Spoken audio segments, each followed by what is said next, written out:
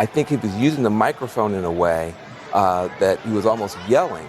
And that's not the Mamdani that we've seen on TikTok and the great interviews and stuff like that. So I felt like there's a little bit of a character switch here where the warm, open, embracing guy that's close to working people was not on stage tonight, and there was some other voice on stage. What's up, everybody? Welcome to the channel if you're new. Welcome back if you're not. How are you? Good? Cool. Especially because we got a double dose of good news yesterday.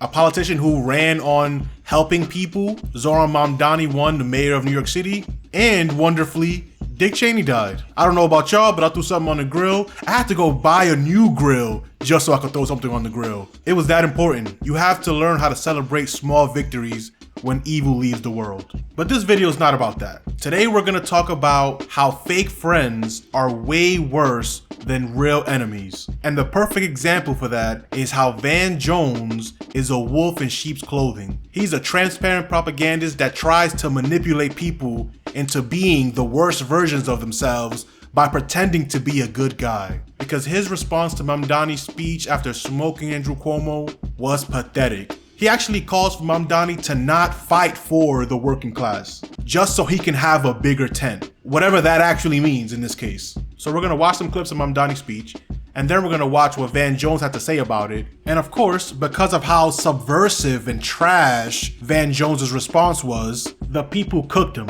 So much so that Van Jones replied to that backlash on Twitter. Hit the like, subscribe to the channel, let's get into it. Standing before you, I think of the words of Jawaharlal Nehru. A moment comes but rarely in history when we step out from the old to the new, when an age ends and when the soul of a nation long suppressed finds utterance. Tonight we have stepped out from the old into the new. So let us speak now with clarity and conviction that cannot be misunderstood about what this new age will deliver and for whom. This will be an age where New Yorkers expect from their leaders a bold vision of what we will achieve, rather than a list of excuses for what we are too timid to attempt.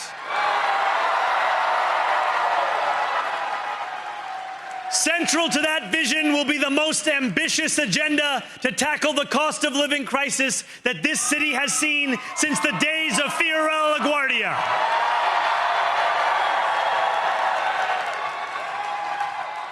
An agenda that will freeze the rents for more than 2 million rent-stabilized tenants.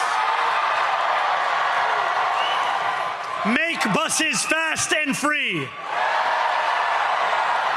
And deliver universal child care across our city. Years from now, may our only regret be that this day took so long to come. This new age will be one of relentless improvement. We will hire thousands more teachers.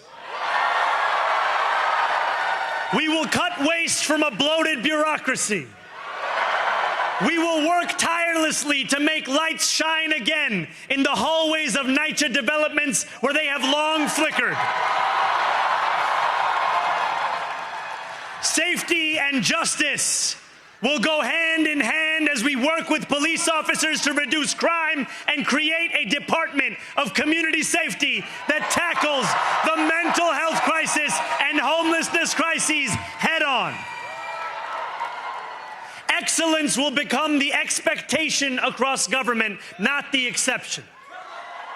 So now that you've heard the main points of his speech, let's hear what Van Jones had to say about it. And tell me what you think Van Jones thinks a good society actually looks like.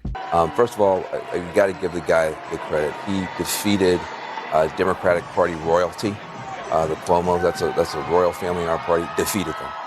Defeated the oligarchs and rich folks who jumped in to try to stop him, and then defeated Donald Trump.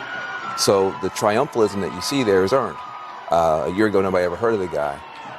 And the younger people who I'm hearing from feel a great deal of relief and pride, and they're fired up, and they feel they've been silenced for too long. So that speech appealed to some, but I think he missed an opportunity.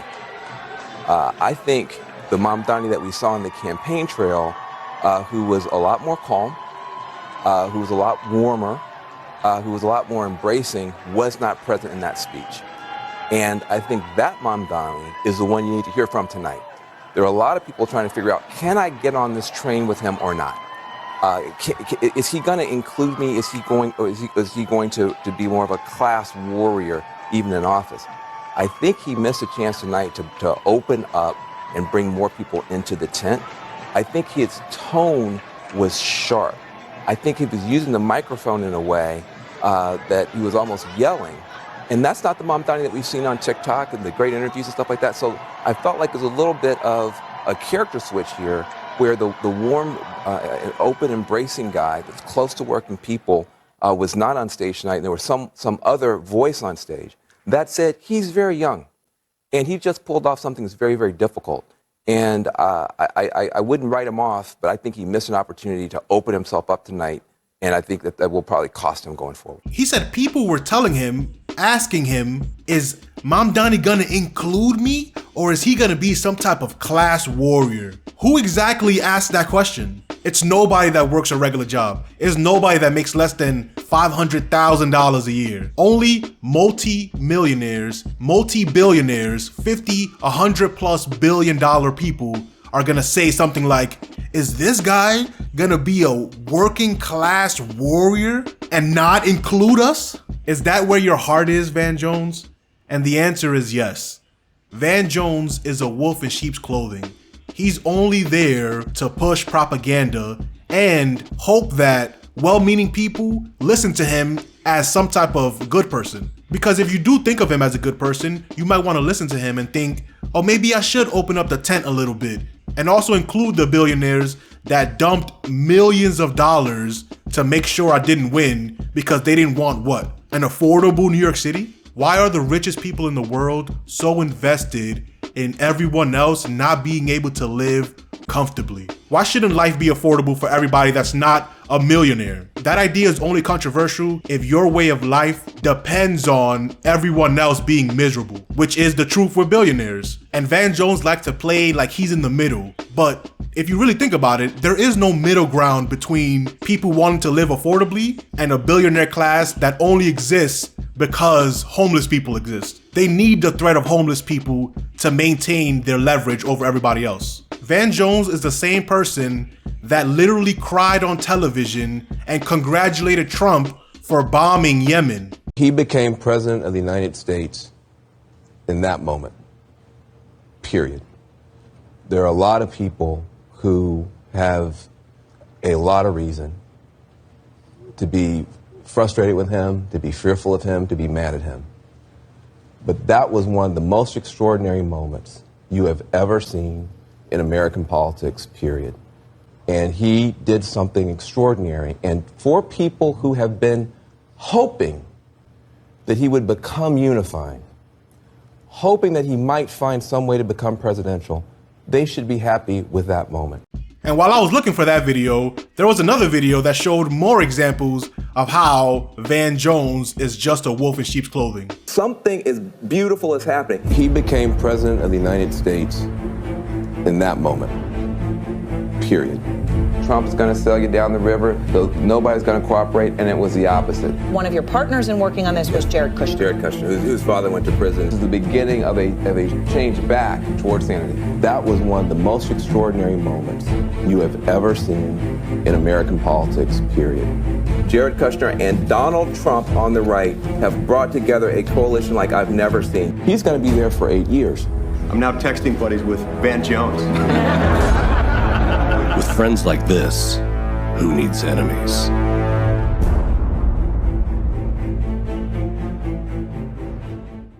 The ending might have been a little dramatic on that video, but the point is clear.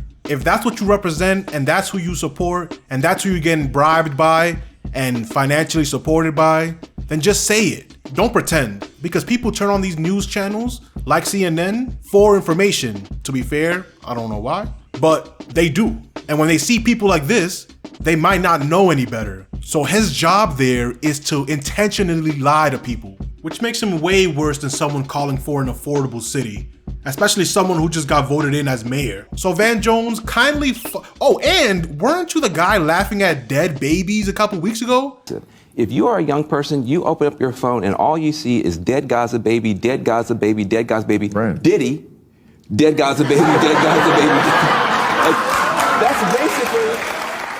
How are you all of a sudden now the tone and morality police? What a joke. And I still don't know why that crowd was laughing and giving a round of applause for that. There must have been some ghouls in that audience. So then after everyone told him to go kick rocks, because he's clearly not someone whose praise you actually want, he ended up writing this ridiculous tweet, which is pretty much a transcript of what he said on CNN, where he thought Mamdani would be the guy to want a big tent.